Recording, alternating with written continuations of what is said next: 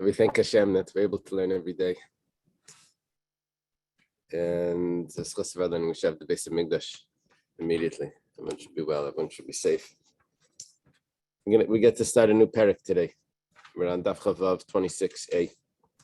Parak starts, we've had this case before, so although it has a little complexity to it, but we've seen it before. So Arba Achen, Shnai Mem Nesuim, Shtei Achayos Mesu, HaNesuim Es Achayos. Okay, the case we said is Reuben, Shimon, Levi, Yehuda, 4 brothers, and 2 of them are married to sisters, Rachel and Leah, or Leah and Rachel. Now, the case we've always been giving is that Reuben married Leah, and Reuben marries Leah, Shimon marries Rachel, and then Reuben and Shimon pass away, and then Levi and Yehuda have to do Yibam. That's what we've always been giving the case. We're going to have to adjust it a little bit today because the Gemara is actually going to give us a name, Reuven, and he's going to be, it doesn't matter the names. It's just, the idea here is that when Levi comes to do Yibam on Leah or Rachel, there's a problem. Because if he does Yibam on Leah, so there's a Zika, there's an attachment that he has to Rachel. And now he's really marrying his quasi-wife's sister. You're not allowed to marry his sister, the wife's sister. Now, it's not really his wife, but it's like a quasi-wife because of Zika. There's an attachment between him and Rachel because it's the Yevama. It's the woman he's supposed to marry. He's supposed to marry Leah also, but because they're sisters, that creates a problem. So the rule is, both Leah and Rachel need chalitza and not Yibam. Yibam cannot be performed. It's this each one is the sister of his quasi-wife, of the one that's attached to him through the mitzvah of Yibam. Let's say they did marry, they did Yibam, and which is not what they were supposed to do. They were supposed to do chalitza. So Yetziu, they're supposed to divorce the sister, the wife. Rabbi Eliezer Aimer, B'Shamai Emrim Yikayim, B'Silam Yetziu. Rabbi Eliezer tells us that this is really a machlekes. The Gemara, on the side of my Gemara, I have a note. See Tosfos further. Rabbi Eliezer, which I looked it up this morning, and Tosfos said, "What's Rabbi Eliezer telling me? The opinion of B'Shamai." As well, there was another opinion about what Beis Hillel held. So Rabbi Eliezer is telling us the opinion of Beis Hillel. Okay, that he has to divorce them if they got married against the rule. Talking about 2 brothers doing Yibam on 2 sisters. Yeah, when you put it like that, it's very simple. 2 brothers doing Yibam on 2 sisters, but then you have to realize that how did they get to the Yibam? Oh, there was another 2 brothers that passed away. So, okay. I heard that Beis Shammai doesn't hold by divorce. Oh, really? I have this memory that in general they don't hold by divorce. Maybe in certain cases, I don't know. I heard that. I remember, like when we were studying. Sorry, I'll keep it for another time. But it sounds like there's 2 theories there being merged together. That there was someone wrote a book that's saying that Yashka was really a Talmud of Beis Shammai. Yeah, that's exactly what I was going to say. One theory. Keep it for a different time. And then that explains Henry VIII and a whole bunch of other things. And yeah, that's a lot of fun. Okay.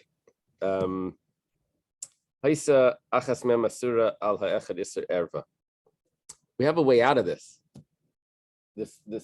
We have this problem of 2 brothers, 2 brothers doing Yibam on 2 sisters. So there's a problem because when each sister is the sister of his quasi-wife, Zikuka. So there is a solution. The solution goes like this: that let's say okay, remember the case? Reuven, Shimon, Levi, Yehuda. Reuven's married to Leah. Shimon's married to Rachel, and they both die. Okay, now Levi, turns out, has another wife. He's already married. Who's his wife? Well, it turns out Reuven and Leah, a nice couple, they have a daughter. And that daughter, Sprinza, happens to be married to Leah. Okay, I'm sorry, happens to be married to Levi, who's her uncle. She's allowed to marry her uncle. She married her uncle. Now Reuven passes away. That means Levi's father-in-law passed away. So now it comes time for Yibam. So he can't do Yibam on his mother-in-law. Can't marry his mother-in-law. He's married to her daughter. So there's only one option, because Shimon also passed away and there's Rachel there. So he doesn't. Leah is not a Zakuka. There's no attachment Leah because she's an Isser Erva. That's his mother-in-law, to Levi. So which of the sisters is potentially the Yevama? Only Rachel. If that's the case, then Levi can actually do Yibam on Rachel. So because it's worse to one, because the attachment, one of them is a relative, so it actually frees up the other one for Yibam. You follow that? Originally, he couldn't do Yibam on either of them because each one was the sister of the potential wife. So it has to be done by Yehuda? No, so Levi can do Yibam on Rachel. Why? Because he's not attached to Leah in any way, because Leah is his mother-in-law. Not attached in mitzvah Yibam to Leah, because there was no potential there. And then the same story happens with Yehuda. Yehuda is married to this girl who happens to be Shimon and Rachel's daughter. All right? So he can't do Yibam on Rachel because that's his mother-in-law. The only one that he can do Yibam on is Leah. So in that case, so you see, let's read it inside. If the prohibition of one of these women onto Levi or Yehuda would have been an Isser Erva, close relative, like a mother-in-law, Asr, so of course he's not allowed to marry his mother-in-law. So Mutar Ba Chaisa, but he would be allowed to marry his mother-in-law's sister, which in this case is either Rachel or Leah. Bashniya Asr B'Shteyim, but the second one, who has no relative there, I jumped the case. I said that Yehuda also is also married, and it's his mother-in-law's Rachel. Okay, over here, the second one is not related at all to them. Okay, Isser Mitzvah v'Isser Kedusha. Let's say that it's not his mother-in-law. Levi is can't do Yibam on Leah, not because it's Leah's Isser Erva, because she's his mother-in-law. There's an Isser Mitzvah, Isser Kedusha. I don't know what it is. It's maybe he's a Kayan, and why can't he marry her if she's a Kayan? If his brother's a Kayan, I don't know exactly the case. Whatever the case is, in that scenario, it's not enough to say that the marriage doesn't work, and so therefore there still is an attachment. If there's an attachment, then he can't marry. He can't do Yibam on either. Then he has to do Chalitza. So Chalitzas v'leimus Yebemis. That's the case that we spoke about. Levi married his niece, Reuven's and Leah's daughter. And Yehuda married his niece, Shimon and Rachel's daughter. And now both father-in-laws passed away, both brothers passed away. And now it's time to do Yibam on the mothers-in-law. So each one has to do Yibam or Chalitza on the other opposite, on the other one's mother-in-law. And that's allowed because he's not attached to the sister in any way. And this is actually the meaning of the statement. We have a statement that says a sister, that's Yevama, you're allowed to do Yibam or Chalitza. How can you do Yibam? it's a chaysa kukasa, it's the sister of the one that he's supposed to marry? The answer is because that sister he wasn't allowed to marry anyway, because that's his mother-in-law. Okay. Let's take a look at the Gemara. Gemara says very clear, Shema mina yesh zika. This whole story is only because there's a concept of zika, there's an attachment. What the relevance of saying yesh zika goes like this.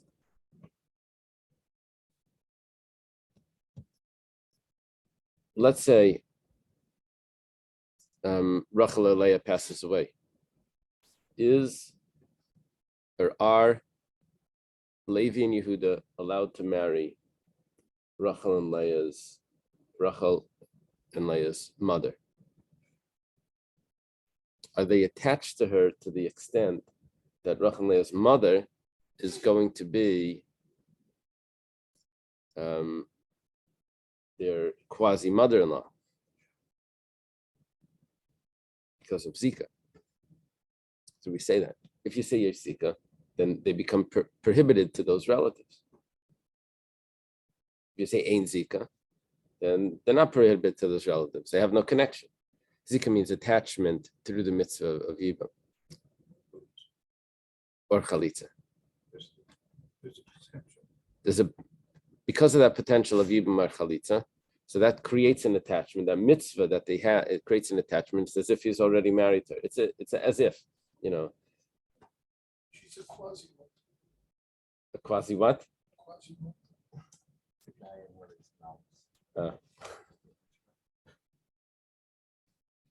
Okay.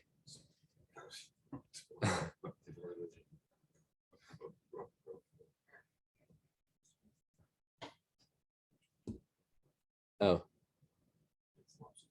A Quasimodo. Okay. So Shema Mina Yesh Zika. Obviously there's Zika here, or else the whole Mishnah doesn't fit. The Ein Zika. Oh, by the way, there's one other concept over here of Zika.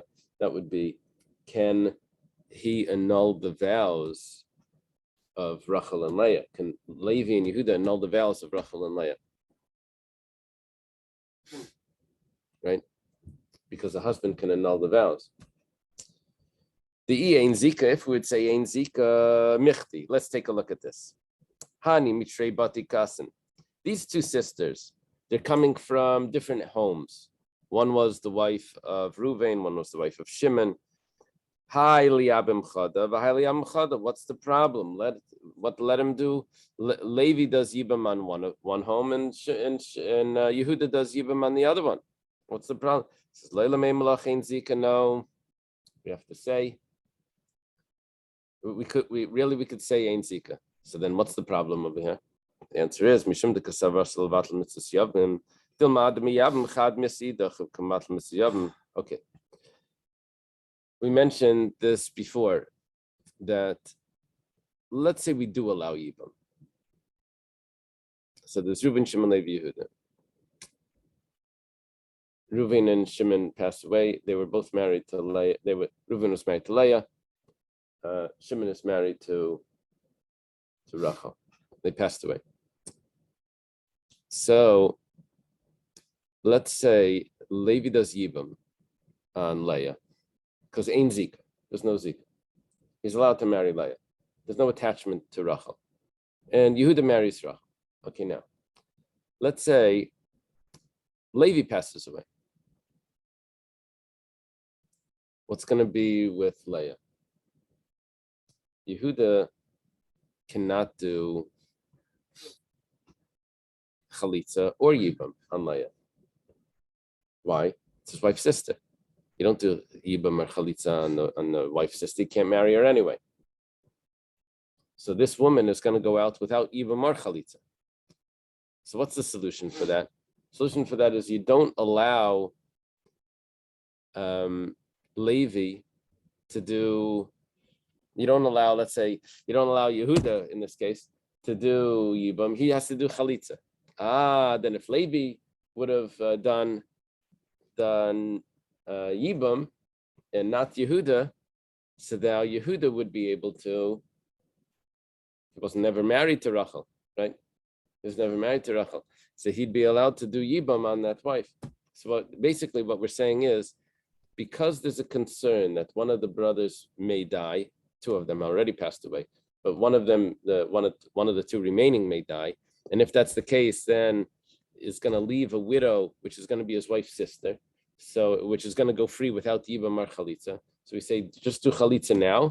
That way, you'll be able to do Yibam Chalitza the next time. Save it for later.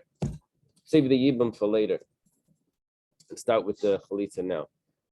You won't be able to do Yibam later anyway, but at least you'll be able to do Chalitza. You can't do Yibam on a Chais Chalitzase.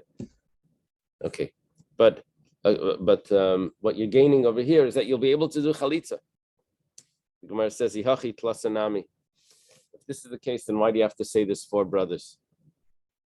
Could have said the case of three brothers.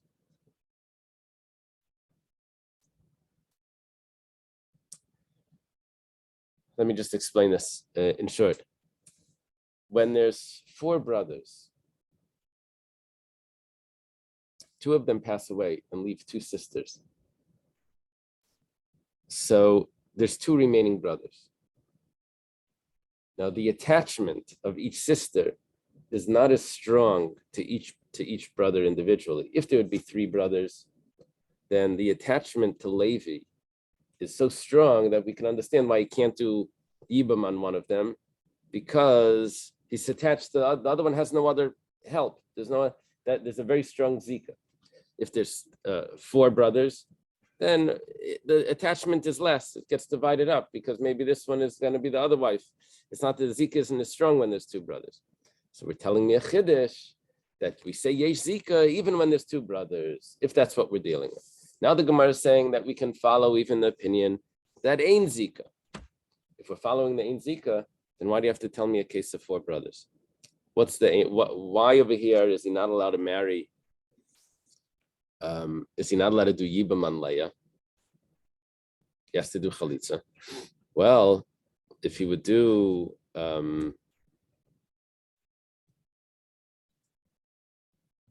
really the case would be if he would do Yibam, even if one brother just passed away, L'chayra.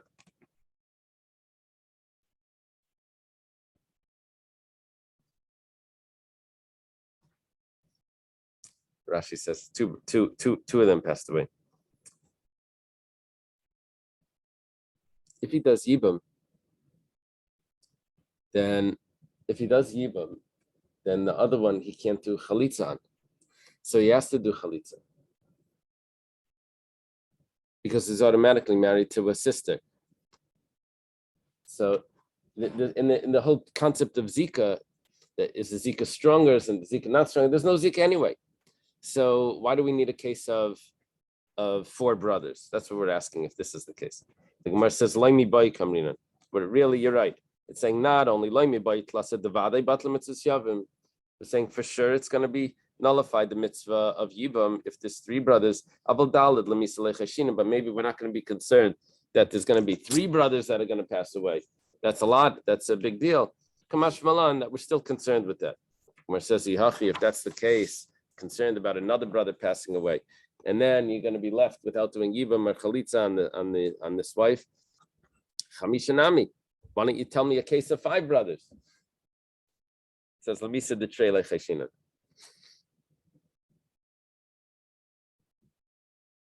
At that point,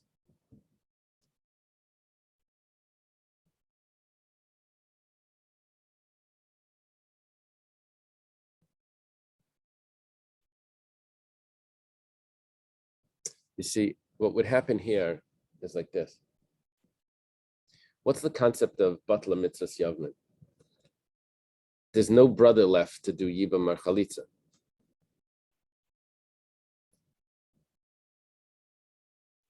So if we allow this remaining brother to do Yibam onto the sister, then if the other brother passes away, there's going to be no Yibam or Chalitza. But if there is another brother remaining, he'll take care of the Yibam or Chalitza. He's not married to a sister. So the whole concern would be that he would also pass away. He says that we're not concerned about. The two of them should now pass away. That we're not concerned about. Okay. So we said that the Mishnah potentially could be Zika, Yesh Zika, or Ein Zika. It could go both ways. Amar Rava Baravuna Amar Rav. That's very significant that this is a statement in the name of Rav. Shalish achayis Yevamish nafal shnei achin Yevamin.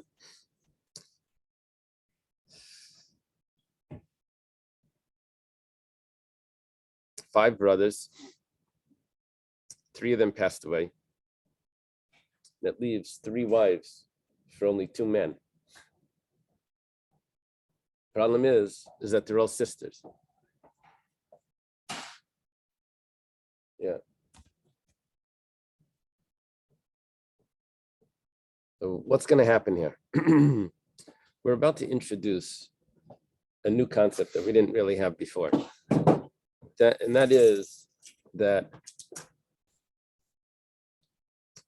usually we say that one chalitza helps for all the brothers. One brother steps up, does chalitza, and if there's several wives that need to do chalitza, so one brother, the oldest, let's say, could step up and do chalitza on all of them. What does he do? He take, she spits or something and pulls off the shoe. Okay, that's could do that for each one. Yeah, and that's fine. Or you could do one brother for each wife, whatever, it's fine. One shoe fits all. One shoe fits all. Okay. In this case, Has to be three separate. It is. Are we on Ahmed base? yeah, we're on Chaf Vav base 26b. Let's take a look what happens here. It says like this. Rab says, one brother does chalitza on one of the wives, another brother does chalitza on the other wife. There's one left. The middle one, is not satisfied with chalitza from one of them, needs chalitza from both of them. So they can't do yibum, they have to do chalitza? Yeah, there's a problem of yibum here, Right, because it's the they're sister. all sisters. The sister. Now, but why does the last one need chalitza from both? Where'd you come up with that? So what Rav is saying is that any sort of chalitza that did not have potential for yibum is a weak chalitza, Mhm. and chalitza from one brother doesn't exempt from the chalitza for the other brothers. Everyone needs to do chalitza on this one. One of them is not powerful enough to absolve to take away that connection that the other brothers have to. It's a weak chalitza. Okay, let's take a look. Amalei Rabba says, Mida kamer dem tzricha chalitza mishnayim. Rabba says to Rabba Baravuna. It says Rabba Baravuna. It's probably Rabba Baravuna. Rabba says to him, the fact that you're telling me that the middle one it doesn't mean the middle one. There's no real middle one. It just means the other one, because one did chalitza, the other one did chalitza. Now the one that's the remaining one, we're calling it the middle one. This one that needs chalitza mishnayim kasabas. The fact that you said that is obviously because you hold yesh zika, that there is zika. Okay, and v'havale chalitza psula. Chalitza psula means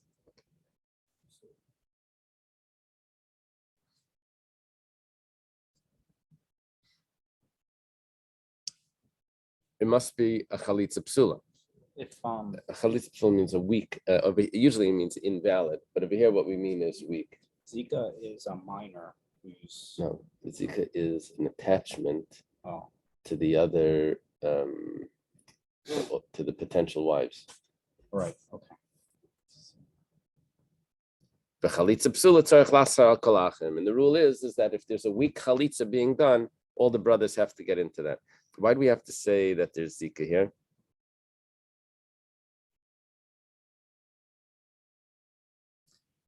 I think the zika is coming in over here to tell me that there's a strong attachment that's not broken by a chalitza of one brother. I think that's what the Gemara means. The Gemara says, if that's the case, kamaisa nami. Why is it that the first brother was able to do chalitza on Leah, let's say? He couldn't have married Leah. because of Rachel, the next wife's is the sister, and then the other wife also, I don't know what her name is. I don't know the Bilha, another sister. So he couldn't have done chalitza anyway. He couldn't have done yibum anyway. He can only do chalitza. If that's the case, that's considered a chalitza gerua or chalitza psula. So what happened to Levi Yehuda? You know, from Yehuda doing the chalitza as well. Why do you get away with just one brother? The Gemara says you have a point. If all three brothers passed away at the same time, so then that's a problem. Hachanami, you're right. Each one would need chalitza from all the brothers that are remaining. What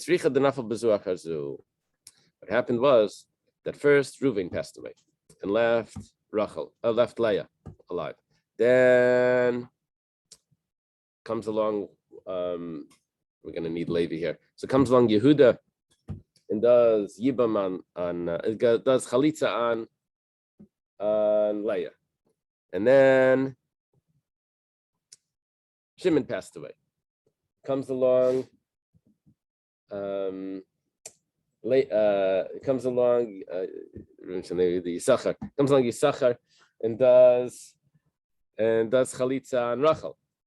Okay, then Levi passed away. So Nafla Chada Chalitz LeRuven. Yeah, I messed up on my names over here because the brothers that are passing away were the later brothers. So it would be Yehuda, Yisachar, Zevulun passed away. They were married to three sisters. And now Reuven comes along and wants to do Chalitza. So the older one. The older one is doing the Chalitza. For some reason, the younger brothers passed away. So Reuven comes along.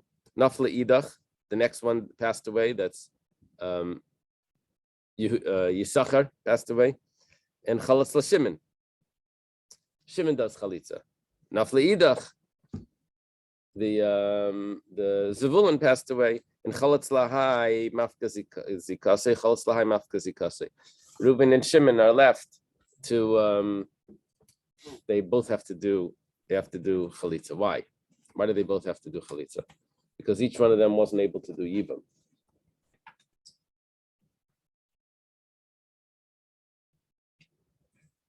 Because can't do Yibam because he can't marry Achais Chalutzase. Can't marry the sister of the woman that you did Chalitza on. Okay. So that's the case. Case was the only way to explain this case that only the third sister needed Chalitza from both was because at the time that the first ones did Chalitza, there was no potential of marrying a sister because the husbands were still alive. When the second one passed away, so the other brother came and did Chalitza, which was perfectly fine. That was a real Chalitza because he was never married to one of the sisters. So that was a real, because he could have done Yibam. There was potential. So if you could do Yibam, then Chalitza is a real Chalitza. The Gemara says, okay, now we have a question. All of this is based on the fact that Rav holds Yesh Zika, that there's this strong attachment. Rav ain't Zika, but Rav already said that there's ain't Zika. We had that in another Gemara. That's Rav's opinion. So there's a problem here. You know, when the Gemara quotes things in the name of one of the sages, it becomes very significant when you find out that same sage had said the opposite somewhere else. So it's good to have the exact name here. But Rav says ain't Zika. Rav says that if the woman that you're meant to marry through Yibam, if this woman were to pass away, he would be allowed to marry her mother. He never married her. She passed away. Oh, yeah. But so that means there was no attachment there. If there was an attachment, then he wouldn't be allowed to. It was like a quasi mother-in-law. So, but Rab holds that he's allowed to marry them. He's allowed to marry the mother. So just not when they're both existing at the same time. You know, right. Because the sorrow. obligation, that would be a problem because he would be avoiding the mitzvah of Yibam if he would. Yeah. So the Gemara answers, you're right. Rav actually holds Ein Zika. Rav was giving this statement according to the opinion that holds Yesh Zika. Rav was saying, for the other guys that hold Yesh Zika, this would be the rule. Shmuel Amar, Shmuel says, Echad Chalitz Kulan. One brother can do chalitza on all of them. What is Shmuel saying? Shmuel's saying that what it sounds like is that a chalitza gerua, a weak chalitza, covers all the brothers. The Gemara says, 1 second, that's not so simple. Because, Michti, 1 second. Shamin and Leila Shmuel, we've heard statements from Shmuel, the Amar that he says, Chalitza ma'al yabinan, you need a real Chalitza. The Amar Shmuel, Chalitz la'achayas le'niftir tsaris. Okay, what's the case of it? So one shoe doesn't fit all. Yeah, that's right. Yeah. Each one is going to need to do according to Shmuel. So why did Shmuel say that one brother can do Chalitza on all of them? One of the chalitzas was not eligible for Yibam. If it wasn't eligible for Yibam, then everyone needs to do chalitza. It wasn't a real chalitza. It was a weak chalitza. Where do we see Shmuel holds the opposite? Where do we see Shmuel holds that a weak chalitza everyone needs to do? All the brothers need to do. Well, it turns out that we have a case of 2 sisters that were married to 2 brothers. We've had that case several times today. The only difference in this case, 2 brothers. These the sisters. No, these. Sharp.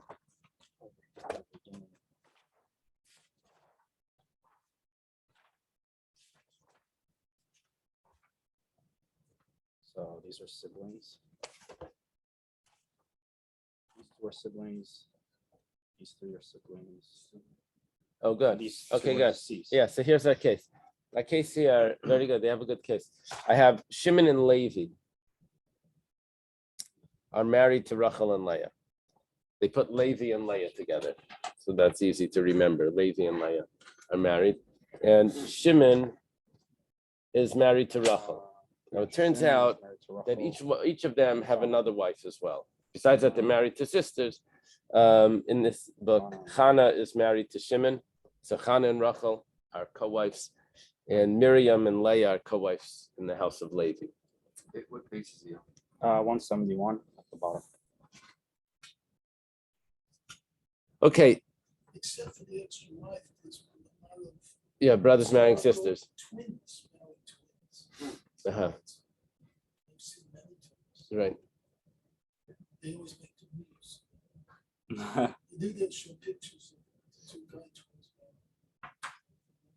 twins. Ah, they're identical. Both sets are identical. They don't know who's marrying who. Because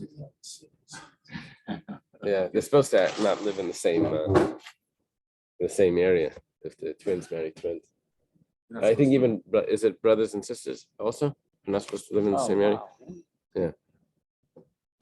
Don't tell that to the congregants of basement Africa, who's 90% of them. Yeah. We have sisters married to brothers. No. No, they have a lot of brothers and sisters. Oh no, that's allowed. You can't have if there's 2 brothers married to sisters. That's yeah. Oh really? Uh-huh. What did you know? I'm sorry. There's a well-known Black family named Lipsker. I have 2 brothers married to sisters. Oh, interesting. I see. Yeah. So in this case, what's happening of yeah. But there's no like relation there. It's the 2 separate families. Yeah, 2 separate families. There's no problem. The marriage is perfectly fine. Yeah. It was just to avoid any mistakes, mix-ups. Okay, so what's happening, what Shmuel says here is that the 2 brothers passed away, Levi and, in this case, Shimon and Levi passed away. Now they left 2 wives that are sisters, and they left 2 other wives that are not related. So Shmuel says, if you do chalitza on the sisters, that does not help if Ruvain, who is the older sibling, steps in to do chalitza, that's not going to help the tzares, Miriam and Chana. Why? Because that's a weak chalitza, because there was no potential for yibam there, because you can't do yibam on achais the But zika. Miriam and Chana were not. Miriam and sisters. Chana are not the sisters; they're the co-wives of the sisters. So Right. therefore, Shmuel says, do chalitza on Miriam and Chana, which is over there. There's more potential for yibam. No, it turns out that there isn't, but it's at least it seems a little bit better. Maybe biblically there is. Yeah. So the chalitza is more significant with Miriam and Chana. Or? Yeah, the Yeah. chalitza is more significant. That's a stronger chalitza. That's what you should do. What we're basically saying now Because is Shmuel also holds. Yibum is also Mutar, no? Actually not, Yeah. but it's close because it's the sister, because it's the co-wife of someone that you can't do yibam with. And the co-wife is also an issue. Okay, whatever the case is, we see that Shmuel has the same ruling that Rav would have said, that if there is someone that you can't do yibam on, then the chalitza is weak, and then everyone would need to do chalitza. So why did Shmuel say echad chalitz lekulam? That one person can do it. We see clearly that Shmuel wants, if it's not a strong chalitza, then all the brothers would need to do it. Chalitz la'achayis, it goes like this: le'niftir tzaris. If Reuven does chalitza on the sisters, the tzaris are not exempt. But heicha the kaim. So okay, now the Gemara elaborates on this. It says the second line on Chav Zayin: heicha the kaima chalitza de Shimon chalitza ksheira.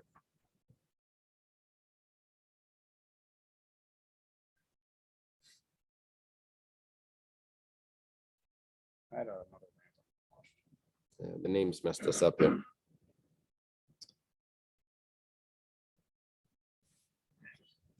There's really, in this case,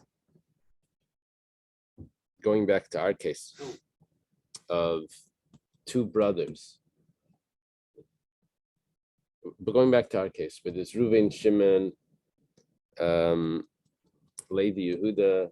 Remember, there's these three sisters, Reuven, Shimon, Levi, Yisachar, Zvulun, that there's three sisters that are married to three brothers, and the three brothers passed away, and then there's two other brothers that are going to do yibam. So if Reuven would do chalitza on one of the wives, on one of the wives, if he does chalitza on the next one, that's problematic, because that's not a good chalitza. That's chalitza on his chalitza on his someone that he just did chalitza on. He could never do yibam to her anyway. So that's a weak chalitza. So Shimon would have to do the chalitza on her, chalitza on her, on the second one. So how could Shmuel come along and say, let Reuven do chalitza on all of them?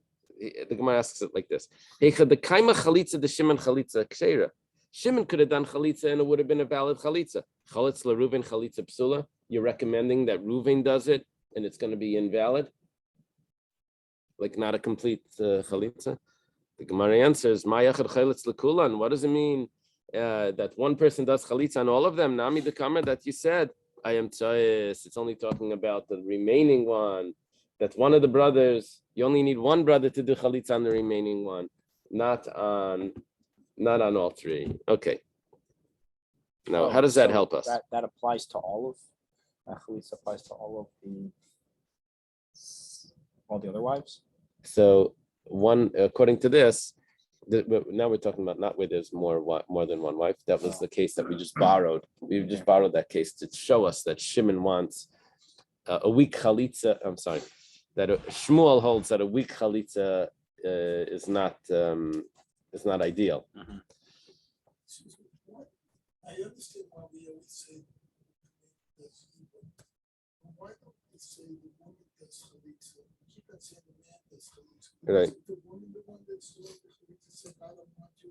No. The man says, "Lo chafatzti lakachta."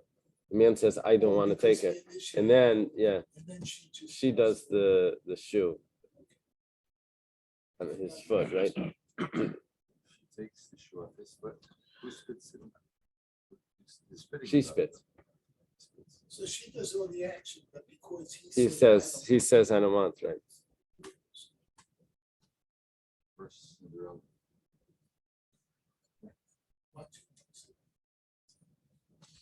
Okay, so what do we gain by this? Reuven did chalitza on one, Shimon did chalitza on the other one, and now there's the third one that's left.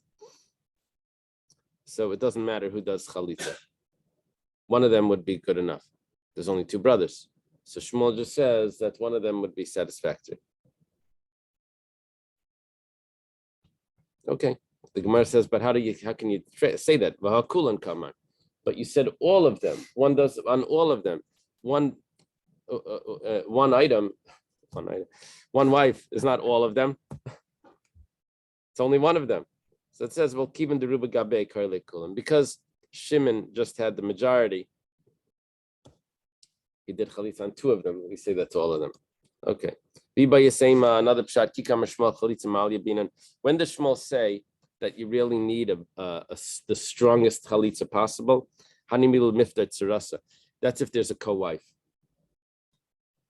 So when there was a co-wife, we said do chalitza on the one that's not the sister, because there was more potential for yibum, rather than to do it on the sister where there's less potential for yibum. There's actually no potential at all for yibum.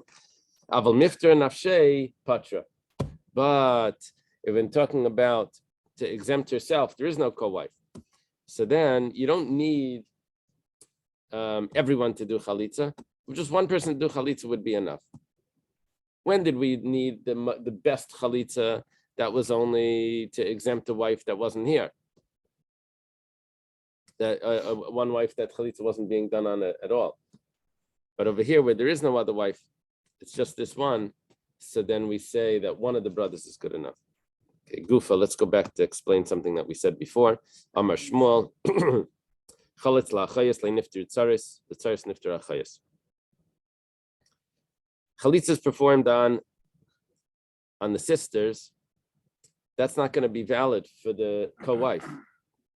But if the chalitza was done on the co-wives, that's going to be valid for the sisters. What would that mean? That if Reuven and Shimon were going to do chalitza on Rachel and Leah, that were Shimon and Levi's wives. So we didn't have to do that. We only need one brother here, by the way. We have Shimon and Levi that are married to two sisters, and Shimon and Levi pass away, and Reuven comes to do chalitza. So if he does chalitza on one of the sisters, that's not going to help. He's going to have to do chalitza again on the same husband's, on the same brother's co-wife. He's going to have to do it again. Do chalitza on all the wives. But if he does it on the co-wife, then he only has to do once. Next case, chalas l'balas aget le'nifter tzara.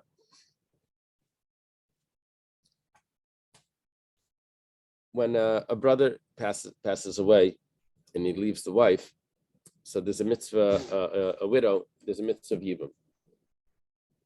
How does yibum work? He either he marries her directly, or he does chalitza. In this instance, he decided to give a get. Now, there's no such thing as a get. But in a regular marriage, there is a concept of a get. But in this case, there's no such thing as a get. So let's say he does give a get, which was like just a made-up thing, to give a get to a Yevama. So he gave a get, and she's called the balas get. So now, you still have to do chalitza or yibam. But there's two wives there. One of them was the one that received the get already. And one of them did not receive anything, no chalitza, no yibam. So which one should the chalitza be performed on? So if you do chalitza on the balas get, so because there was already some activity over there, so the chalitza is not as strong as if it would have been done on the other one. So we say like this, chalas balas get le'nifter tzara. That's not strong enough for the co-wife. But l'tzara nifter balas get. Do it on the one that's going to be a real chalitza, that nothing else happened over here, and that will cover the balas gets as well. The same applies to the next one. Chalas l'balas maimer. Mimer is a type of like kedushin. Like usually if someone marries a woman, he has to give her kedushin, and then they consummate the marriage afterwards. Over here, by Yibam, you don't have to do that. But the rabbis instituted mimer. It's like a rabbinic kedushin. Anyway, so one of the brothers, or I guess the brother here, does mimer on Leah, let's say. Doesn't matter, the sisters. This is not the significance, yeah. But there's a co-wife. So now he decides he doesn't want to marry Leah. He changed his mind. So he does chalitza.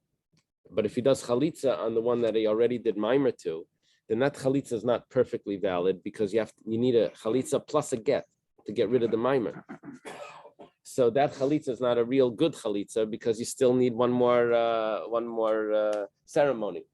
So, but if he does chalitza on the co-wife, on the Miriam or whatever, so then that would be effective. So chalas l'balas maimer adayin le'nifter etzara. That's not a strong enough chalitza. But l'tzara nifter l'balas maimer. But if you do it on the co-wife, then that would help. That chalitza would help. Excuse me, so Amar, is that like Suyan? It's like a kedushin, right? It's like an erison. Maishna, Normally, a kedushin without erison. kedushin and erison is synonymous. Kedushin and a suin, right? But in the old days. Yeah, you need a get. Yeah. Maishna lachayis tlei nifter tzarais. The havala achayis isha bezika. The havala achayis isha bezika. So chalatz l'tzar nami lei nifter achayis. The havala tzaras achayis isha bezika. Saying like this. If you do chalitza on the sisters, remember we had two sisters, and each one had a co-wife. So over there we said, Yeah. So we said that if you did yibam on the sisters, it doesn't help. I'm sorry, if you did chalitza on the sisters, it doesn't help for the tzara, for the co-wife. And you need to do another chalitza on the tzara. But if you do chalitza on the tzara, it would help. So the Gemara is asking now, if you do chalitza on the achayis, it doesn't help for the tzaras. Why? What was the reason for that? Because it was each one was a type of chalitza which had no potential for yibum, because it's achayis sikukasa. It's the sister of the person that he was supposed to that there was a quasi marriage there. It's a zika. Yeah. So if that's the case, so chalitz l'tzaras nami le'nifter achayis. So the tzara has the same problem that the other wife has. We had that rule. It's the co-wife of someone that you couldn't do yibam on, which means you can't do yibam on her either. We sort of mentioned this before, that really it doesn't work either way. You can't do yibam on the tzara as well. We're just saying that it was better, but the Gemara is saying, what do you mean better? You can't do yibam either way. So the Gemara says, Kasavar Shmuel ain't zika. There's no zika. Yeah, there's no zika, so I don't see. There's no what the zika, issue is. then what's the problem originally? But the Gemara starts off with, 1 second. Va'amar Shmuel, yesh zika. Shmuel said there is zika. Well, zika was relevant to several halachas. If you can do hafaras nedarim, or if you can marry your mother. So the Gemara answers, L'divrei yom ein zika kam. He's said his din to the one that says ein zika. The Gemara says, okay, 1 second. Let's take this. Let's play this out. So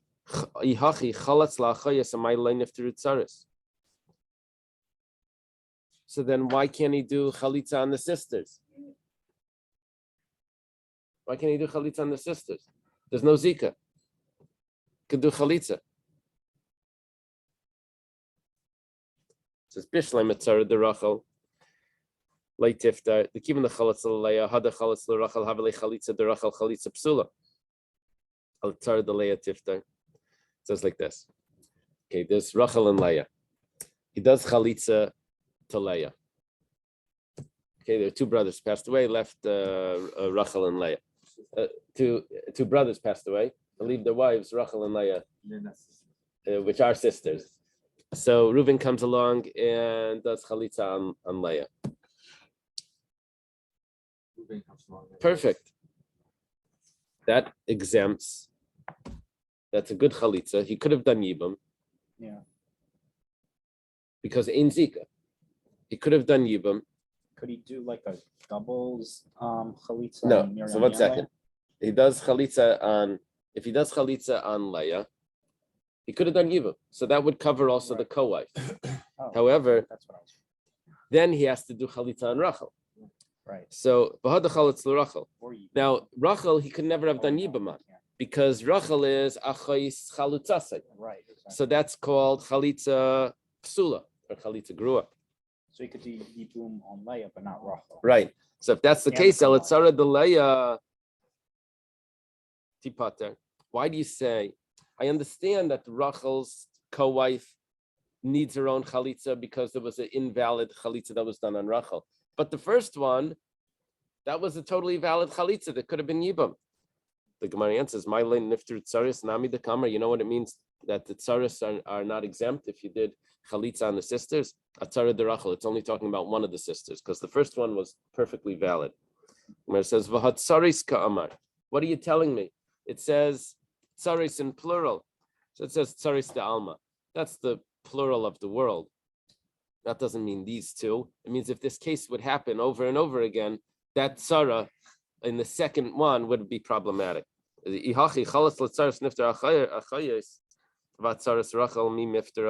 are you talking about? You can't do chalitza for only the co-wife of Rachel because you couldn't have done yibam on Rachel and the co-wife has the same problem. But Tanan, asur adam b'tzaras kreivas chalitzasei. I think I should leave it over here. We'll leave it by this question. I don't want to rush, but we'll have to go over that that case. Oh well. All right. Okay. Have a good day, everyone. Thank you. Have a